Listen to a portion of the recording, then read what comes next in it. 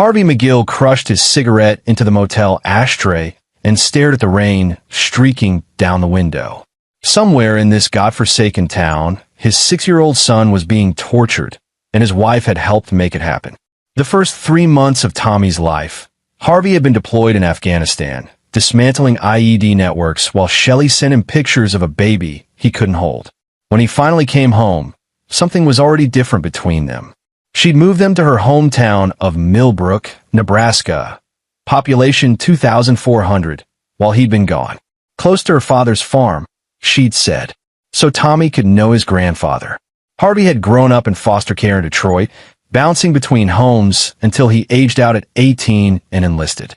He didn't know what normal families looked like, so when Shelley insisted her father, Earl Wilson, was a pillar of the community, deacon at First Baptist, volunteer firefighter, owner of the biggest farm in 3 counties, Harvey had wanted to believe it, wanted his son to have the grandfather he'd never had.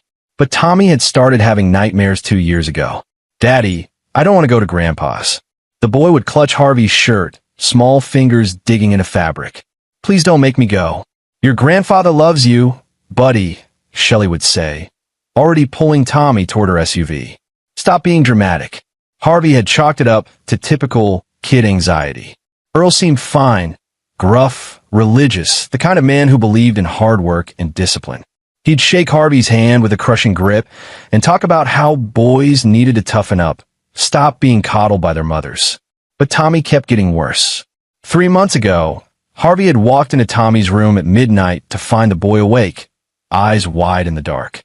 "Daddy, can we leave? Can we go far away?" "What's wrong, Tommy?" "I can't tell you." She said, "I can't tell you." "Who said?" But Tommy had just started crying, that silent, shaking kind of crying that came from somewhere deep and broken. Harvey had served 2 tours. He'd seen things that would make most men drink themselves to death. He knew what trauma looked like, and his son had it. That's when he'd installed the nanny cam in Tommy's bedroom, a small device hidden in the stuffed bear on the shelf. For 2 weeks, he'd watched the footage every day while Shelley was at her part-time job at the church office. He'd seen Tommy wake up screaming, seen him draw pictures and then frantically hide them, seen him practice saying everything's fine in the mirror like he'd been coached. But he'd never caught what was actually happening. The breaking point came last Tuesday. Harvey had been in the garage, working on his truck, when he'd heard Shelley on the phone through the open window. "Dad," he started to ask questions. "Harvey's getting suspicious." A pause. "No, I can handle him. Just, maybe we should cool it for a while."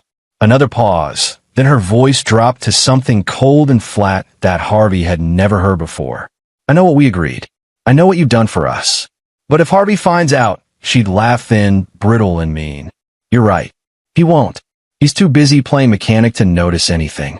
Harvey had stayed frozen in place, wrench in hand, as pieces clicked together in his mind. The financial problems they'd had 2 years ago mysteriously solved. Shelley's new car, the addition on their house, all of it coinciding with when Tommy's nightmares had started. His wife had sold their son. Not literally. Harvey's mind had recoiled from that thought, but she'd made some kind of deal with her father. Access in exchange for money. The specifics didn't matter. What mattered was that Shelley knew. She'd always known. Harvey had played it cool for 5 days, gathering what information he could. He'd checked their bank statements and found regular deposits from Earl. $2,000 every month for the past 2 years, noted as farm assistance. He'd driven past Earl's property late at night, studying the layout.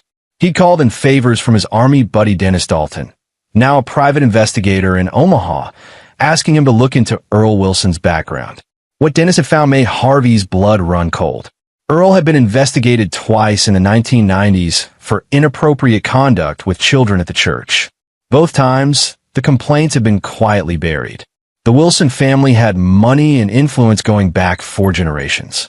Earl's father had been mayor. His brother was the county sheriff. The family owned half the commercial real estate in town. In Millbrook, the Wilsons were untouchable.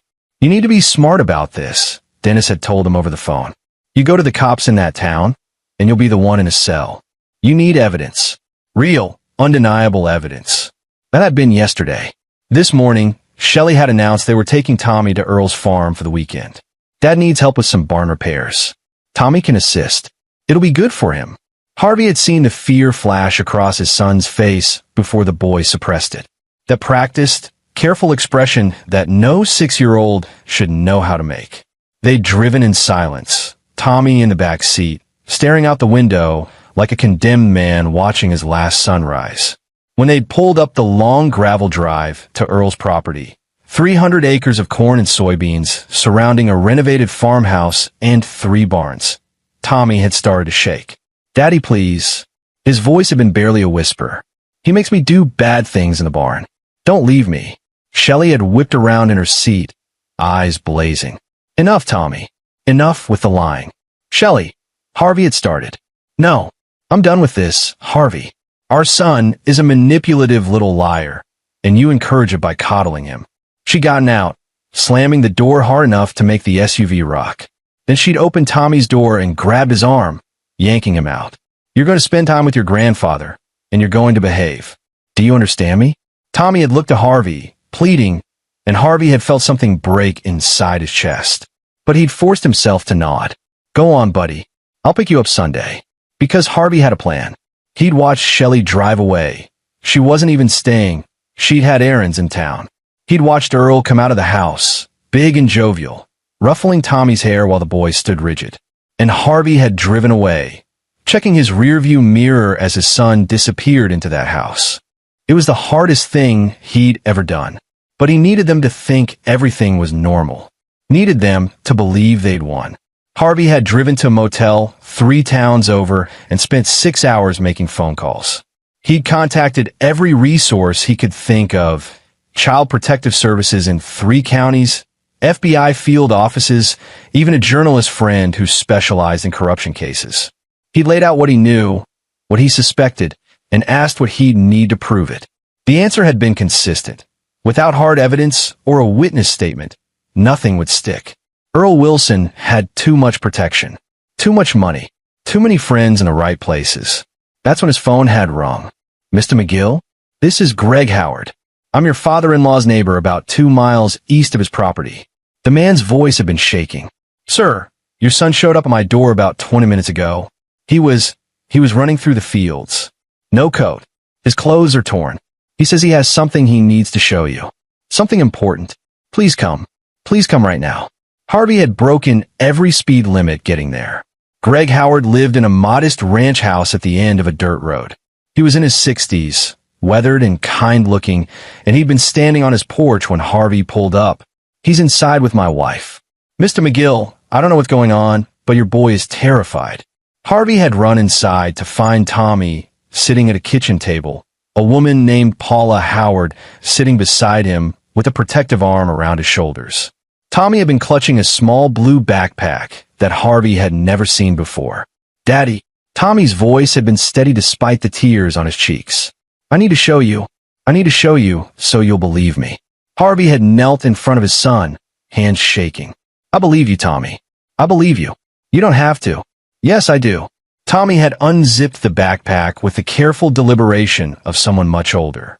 "Grandpa said no one would ever believe me, that I was too little, that you would think I was lying. So I had to get proof." Inside the backpack was a tablet, one of those kid-friendly models with a thick rubber case, and a stack of Polaroid photographs. Tommy had pressed the power button on the tablet, and the screen lit up with a video paused on the first frame. Harvey could see a barn interior, could see Tommy, small and scared, standing next to Earl Wilson. "I took videos," Tommy had said quietly, "and pictures. Grandpa didn't know. I hid the tablet in the hay. Whenever he hurt me, I would turn it on first. I've been doing it for 6 months." Harvey had felt the world tilt. "And these?" Tommy had handed him the Polaroid photos, a stack of at least 30 of them. Harvey had flipped through them, each one worse than the last. Tommy in various states of distress and injury. Earl's face clearly visible in several. Timestamps written on the white borders in a child's careful handwriting. "I use Grandpa's Polaroid camera," Tommy had explained. "The one he keeps in the barn. He doesn't remember where he puts things sometimes. I would take pictures and hide them in a hole in the wall. I had to make sure you would believe me." Paula Howard had made a sound like a wounded animal. Greg had put his hand on Harvey's shoulder. "Son, We need to call the police." But Harvey had been staring at his 6-year-old child. This brave, brilliant, broken little boy who'd been conducting his own investigation because the adults in his life had failed him. Who'd been smart enough and desperate enough to document his own abuse. Who'd planned and waited and endured because he knew, somehow, that evidence was the only thing that could save him. And Harvey had made a decision. "Mr. Howard," he'd said carefully, "I need to ask you for a favor. Can you and your wife take Tommy somewhere safe for a few hours? Somewhere Earl Wilson doesn't know about. I'll call the state police, not the local department, and they'll meet you there. Can you do that?" Greg had studied Harvey's face for a long moment. "What are you going to do?" "I'm going to make sure my son is safe," Harvey had said. "I'm going to make sure this never happens to another child. And I'm going to do what needs to be done." He'd hugged Tommy tight, breathing in the smell of his shampoo and sweat and fear. "You're the bravest person I've ever met, buddy. Braver than any soldier I served with. I'm going to fix this. I promise." "Daddy, are you going to hurt Grandpa?" Harvey had pulled back, looked his son in the eyes. "I'm going to make sure he can never hurt you again. That's all you need to know." Now, 2 hours later, Harvey was back in a motel room with copies of everything from Tommy's backpack. The Howards had taken Tommy to a women's shelter in Lincoln where Greg's niece was the director. The state police were on their way. Dennis Dalton was driving down from Omaha with some friends, ex-military, the kind who knew how to handle sensitive situations.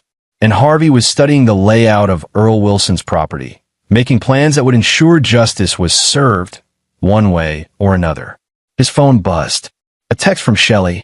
"Where are you?" "Dad says Tommy ran off. We're looking for him." Harvey didn't respond.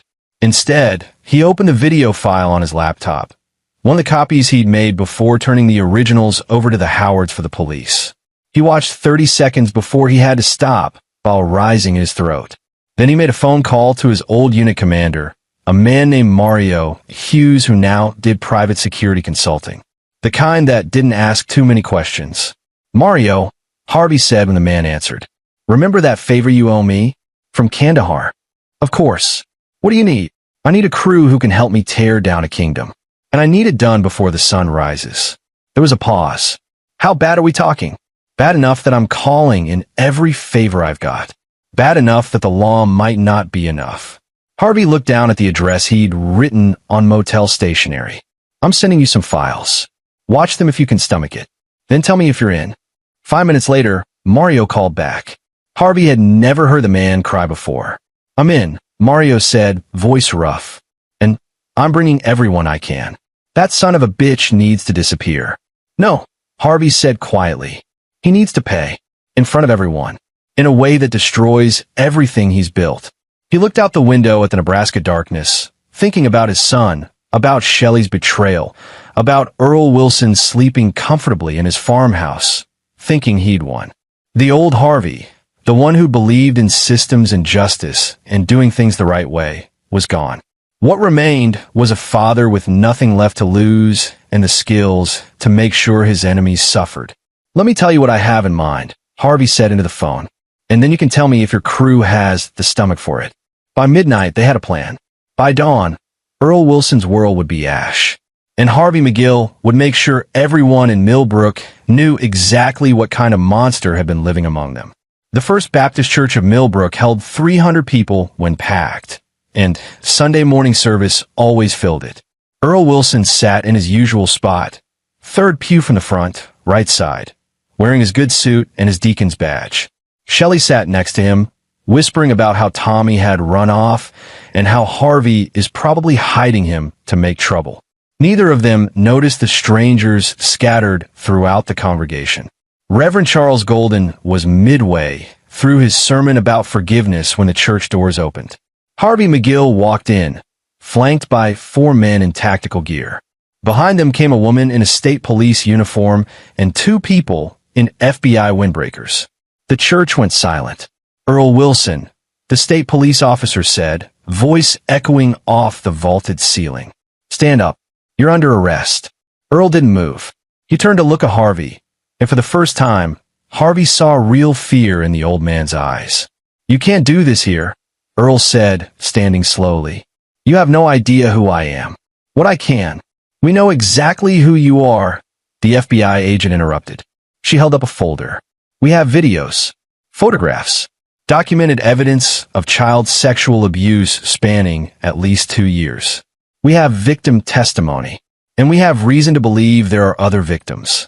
A murmur went through the congregation. Shelley stood up, face red.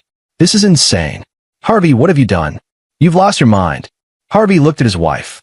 This woman he'd thought he'd known, thought he'd loved. I've done what I should have done months ago. I protected our son.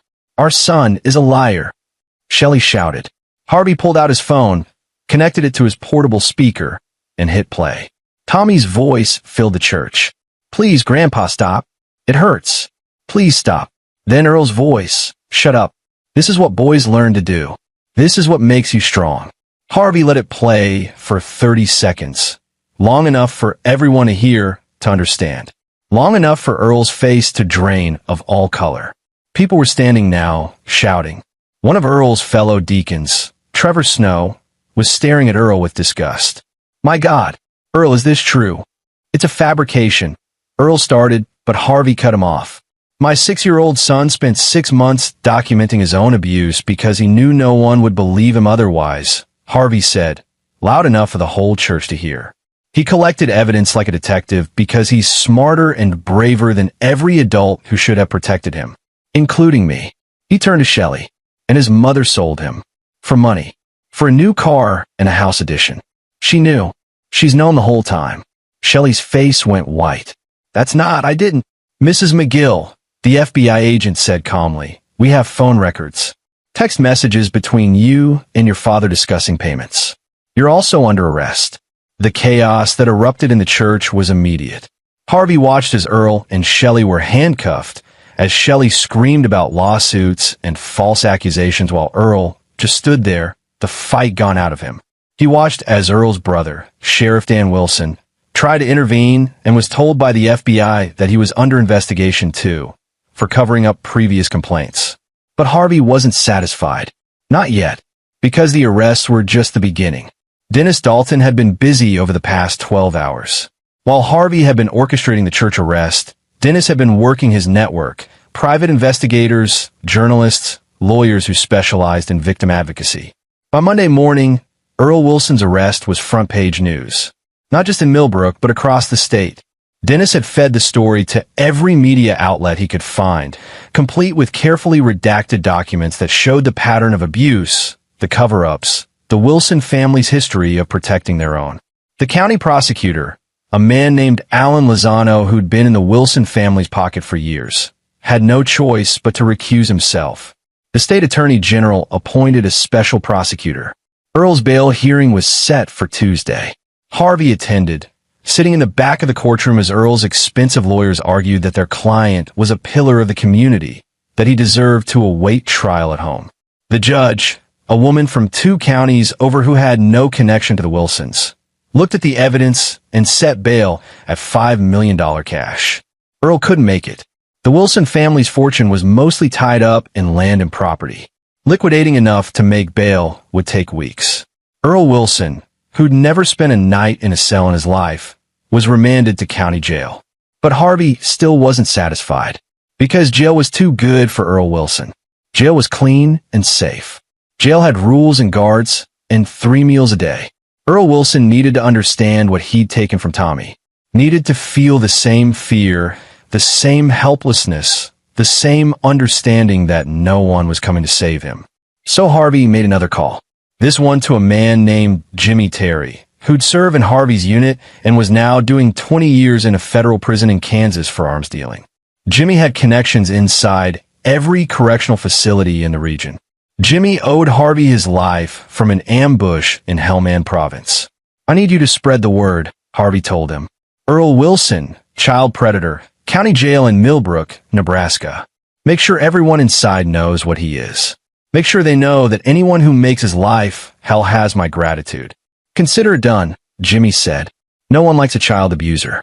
He won't last a week. But Harvey wanted more. He wanted Earl to lose everything before he suffered. Wanted him to watch his empire crumble. Wanted him to feel the isolation, the betrayal, the complete destruction of everything he'd built. So Harvey went to work dismantling the Wilson family brick by brick. The Wilson family owned a grain elevator, a farm equipment dealership, and 6 commercial buildings in downtown Millbrook. They'd built their wealth over generations, establishing themselves as the backbone of the community. Harvey destroyed it in 3 weeks. First, he went after the businesses. Dennis had found proof that Earl had been using his position on the town zoning board to funnel contracts to his own companies. Harvey fed that information to the FBI, who added it to their corruption investigation. Then he went after the family's reputation. Dennis had tracked down 3 other victims, men now in their 30s and 40s who'd been abused by Earl when they were children, men who'd been paid off or threatened into silence. Harvey connected them with the special prosecutor and a victim's rights attorney named Marissa Morrow, who worked pro bono. All 3 agreed to testify. The story exploded. CNN picked it up. The New York Times ran a feature. Earl Wilson went from respected community leader to national symbol of small-town corruption and abuse. The First Baptist Church voted to remove Earl as deacon and publicly apologize for failing to investigate previous complaints. Reverend Golden resigned in disgrace for having ignored warning signs. Earl's brother, Sheriff Dan Wilson, was suspended pending an investigation into his role in covering up earlier complaints. The state police took over the local department. The Wilson family's businesses hemorrhaged customers. No one wanted to be associated with them. The grain elevator shut down. The equipment dealership closed. The commercial properties sat empty as tenants broke their leases. Earl's wife, Tommy's grandmother, filed for divorce and released a statement condemning her husband. She'd either genuinely not known, or she decided to save herself. Harvey didn't care which. Within a month, the Wilson family fortune was gone, liquidated to pay legal fees and settlements to victims. The farm was seized by the federal government under asset forfeiture laws related to the corruption charges. Earl Wilson had nothing left except an 8x10 cell and the knowledge that everyone knew what he was. But Harvey still wasn't done with Shelley. Shelley McGill's fall was slower, more personal, more painful. She'd been charged as an accomplice for knowingly facilitating child abuse in exchange for financial benefit.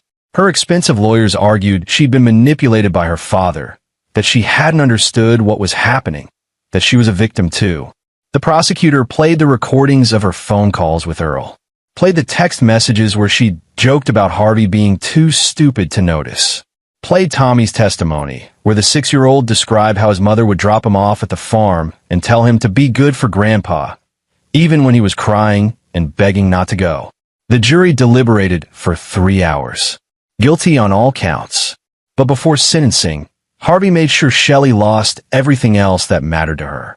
Her friends, the church ladies who'd been in her book club, who'd attended her daughter's baby showers. Shelley had a daughter from a previous relationship who was now 19 and in college. All abandoned her.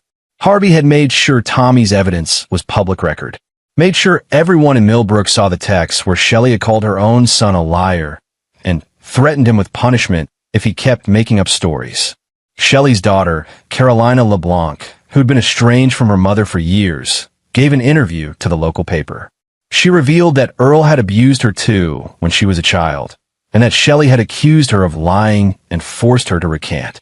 Carolina had left home at 16 and never looked back. The interview made national news. Shelley's story went from manipulated daughter to calculating accomplice who'd sacrificed multiple children for money. Her sentencing hearing was brutal. The judge gave her the maximum, 15 years with no possibility of parole for 10. You were supposed to protect your child, the judge said, voice shaking with anger. Instead, you sold him to a predator. You're a mother in name only. You deserve every day of this sentence and more. Harvey watched from the gallery as Shelley was led away in shackles. She tried to make eye contact with him, tried to mouth something that might have been "I'm sorry" or "please help me." He looked through her like she was glass. Earl Wilson's trial lasted 6 weeks. The prosecution presented overwhelming evidence. Tommy's videos and photographs, testimony from 4 victims spanning 30 years, expert witnesses on child psychology and trauma, phone records, financial documents showing the payments to Shelley.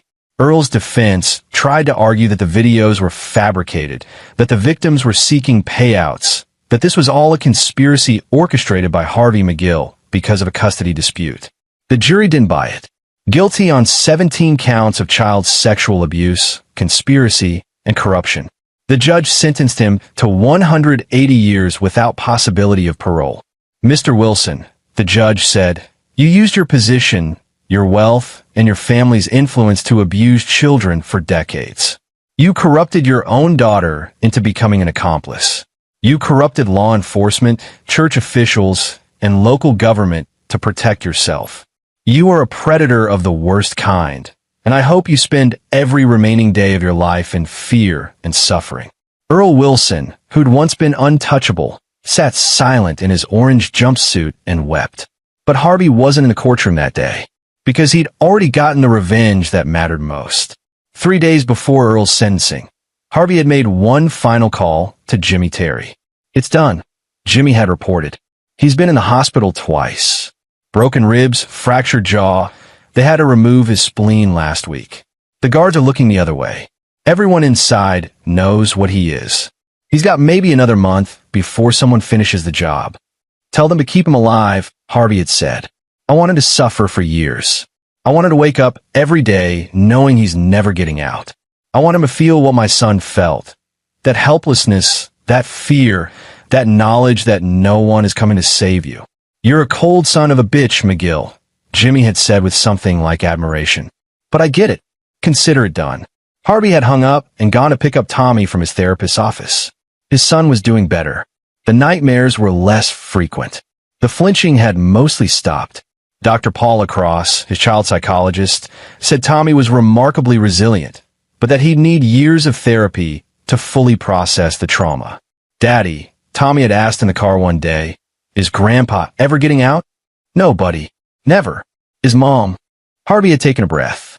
Eventually, in about 10 years. But she's never going to be your mom again. Not in any way that matters. Tommy had nodded, processing. That's good. I don't want to see her again. You don't have to. Ever. I promise. Daddy. Tommy's voice had been small. Did I do the right thing? Collecting all that evidence. Harvey had pulled over, turned to face his son fully. Tommy, you did something incredibly brave. Something most adults couldn't do. You saved yourself. You protected other kids who might have been hurt next. You're a hero. I don't feel like a hero. I feel scared a lot. That's okay. Heroes get scared too. The brave part is that you did what needed to be done anyway. Harvey had paused. And buddy, I'm sorry. I'm so sorry I didn't see it sooner. I'm sorry I left you there. I'm sorry I didn't protect you. Tommy had reached over and grabbed Harvey's hand with both of his. You did protect me, Daddy. When it mattered most, you believed me. You made them pay. That's what heroes do. 6 months after Earl Wilson's sentencing, Harvey and Tommy moved to Colorado. Dennis Dalton had connections in Denver and helped Harvey get a job as a consultant for a private security firm. Good pay, flexible hours, work he could do while being a full-time father. They lived in a small house in a quiet neighborhood where no one knew their story. Tommy started at a new school where he was just another kid, not the boy who collected evidence of his own abuse. Carolina LeBlanc, Shelley's daughter, Tommy's half-sister, reached out. She was 20 now, working as a victim's advocate in Seattle. She and Harvey built a tentative relationship. She'd visit sometimes, and she and Tommy would talk about their shared trauma and survival. You broke the cycle, she told Harvey once. My mom didn't protect me, but you protected Tommy.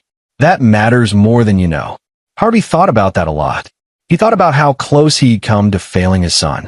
How if Tommy hadn't been smart enough and brave enough to save himself, Earl Wilson might still be untouchable. Shelley might still be living off blood money. The cycle might have continued. He thought about the monsters who hide in plain sight. The ones who wear respectable faces and use family connections and community standing as shields. And he thought about justice, real justice, and how sometimes the system works, but only if you're willing to fight for it with everything you have. Tommy's 8th birthday party was small. Just Harvey, Carolina, Dennis and his family, Greg and Paula Howard, who become surrogate grandparents, and a few kids from Tommy's class who didn't know his history. They had cake. They played games. Tommy laughed in a way that sounded almost normal. That night, after everyone had gone home and Tommy was asleep, Harvey sat on the back porch and looked at the stars. His phone buzzed. A news alert. Former Nebraska Deacon Earl Wilson found dead in prison. Apparent suicide. Harvey read the article. It wasn't suicide. Someone had made it look that way. But Harvey knew the truth. Jimmy Terry had kept his word. Earl Wilson had suffered for 6 months, and then someone had decided he'd suffered enough. Harvey should have felt something, satisfaction, maybe, or closure. Instead, he just felt tired. He deleted the alert and went inside to check on Tommy. His son was sleeping peacefully, one arm around the stuffed bear that had once hidden a camera. Harvey had offered to throw it away, but Tommy had wanted to keep it. "It reminds me that I'm brave," Tommy had said, "that I saved myself." Harvey kissed his son's forehead and whispered, "You save us both, buddy." Then he went to his own room and lay awake, thinking about the man he'd become, about the lines he'd crossed and the people he'd destroyed, about whether revenge and justice were different things, or just two names for the same need to balance the scales. In the end, it didn't matter. Earl Wilson was gone. Shelley was in prison. Tommy was safe.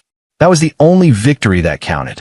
The next morning, Harvey made pancakes, Tommy's favorite, and they ate breakfast together while watching cartoons.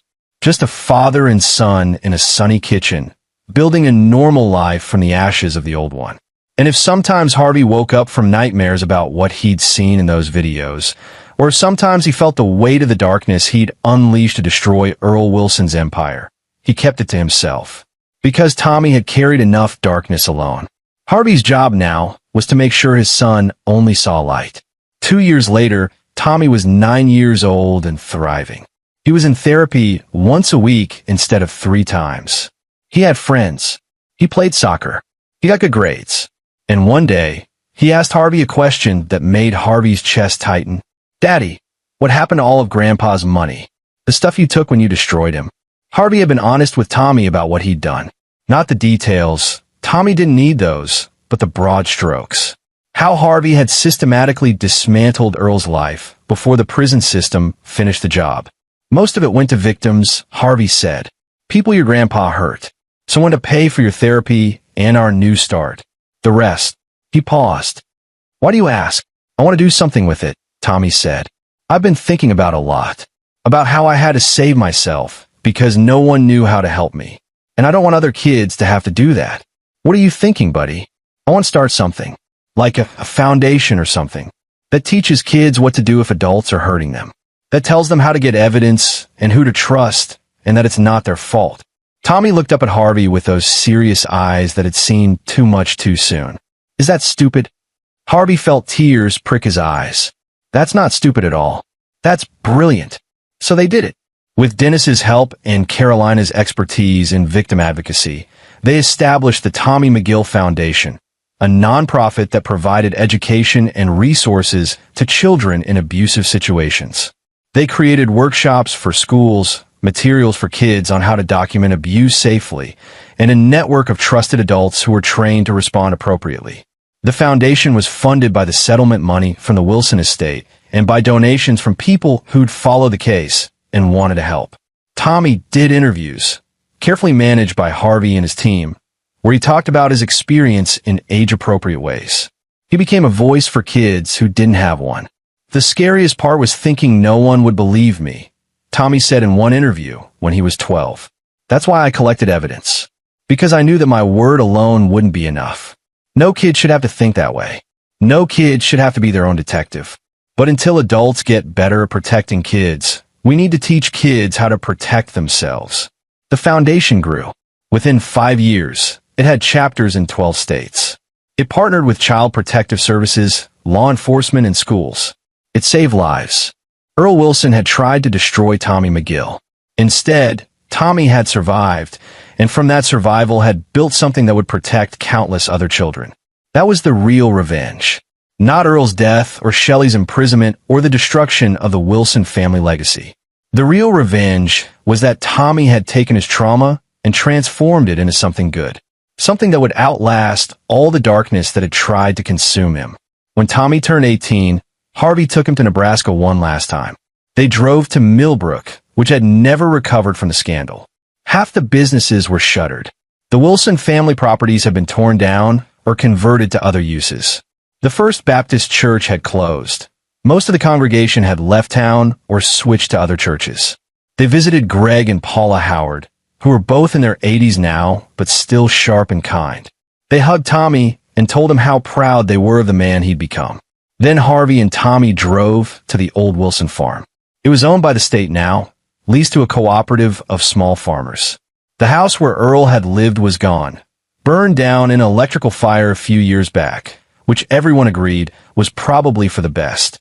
The barns were still standing, though repurposed. Tommy walked to the barn where it had happened, where he'd hidden the tablet and collected his evidence. He stood there for a long moment, hands in his pockets, silent. "You okay?" Harvey asked. "Yeah," Tommy said. "I just wanted to see it one more time, to remind myself that I survived, that he didn't win." They stood together in the spring sunshine, father and son, survivors both. "He didn't just not win," Harvey said quietly. "He lost everything. And you, Tommy, you won everything that matters. You won your life back. You won your future. You built something that helps kids all over the country. That's victory." Tommy nodded. "I know. I needed to see this place one more time and feel nothing. And I do. I feel nothing. It's just a barn." He turned away from it, back toward the car. "Let's go home, Dad." They drove back to Colorado together, leaving Millbrook and its ghost behind for the last time. Harvey McGill was 45 when he finally let himself rest. Tommy was in college, studying social work and psychology. He wanted to be a therapist for trauma survivors. He was healthy, happy, whole, or as whole as someone could be after what he'd been through. Harvey had spent 18 years making sure his son was safe, first from Earl Wilson and then from the aftermath. He destroyed his enemies. He built a new life. He'd watched Tommy transform from a terrified 6-year-old into a confident young man who'd turned his trauma into purpose. One evening, Harvey sat in his backyard with a beer and thought about everything that had happened. He'd crossed lines he never thought he'd cross. He'd used violence, intimidation, manipulation. He'd orchestrated the systematic destruction of a family's legacy. He'd had a man killed, even if he'd never explicitly given the order. Did that make him a monster too? He didn't know. What he didn't know was this. His son was alive and thriving. Earl Wilson was dead. Shelley was still in prison, with 3 more years before she'd even be eligible for parole. The Wilson empire was dust, and dozens, maybe hundreds of other children had been protected because of the foundation Tommy had built. The scales had balanced. Tommy came out onto the porch, home for summer break. He sat next to Harvey and stole a sip of his beer, making a face at the taste. "You okay, Dad?" he asked. "You've been quiet lately." "Just thinking," Harvey said, "about everything that happened, about the choices I made. Do you regret them?" Harvey considered. "I regret that they were necessary. I regret that the system failed us so badly that I had to do what I did. But no, I don't regret doing them. I'd do it all again." Tommy was quiet for a moment. Then he said, "I read something once in therapy. Dr. Cross told me about it. She said that trauma can either destroy you or transform you, that you get to choose which. And I chose transformation. But I couldn't have done that without you choosing to fight for me." He looked at Harvey. "You're a good dad. Maybe you had to do bad things to be a good dad. Maybe that's not fair. But I'm alive, and I'm okay, and that's because of you. So thank you." Harvey felt his throat tighten. "You saved yourself, Tommy. You were the one who collected the evidence. You were the one who ran to the Howards. You were the one who was brave enough to." "We saved each other," Tommy interrupted. "Let's just agree on that." Harvey nodded. "Okay, we saved each other." They sat in comfortable silence as the sun set. 2 survivors who'd found their way through the darkness and come out the other side. And if Harvey still had nightmares sometimes, and if Tommy still went to therapy every week, and if neither of them would ever be completely free of what had happened, well, that was the price of survival. But they'd paid it, and they'd won. Earl Wilson was dust and ashes. Shelley McGill was forgotten behind bars.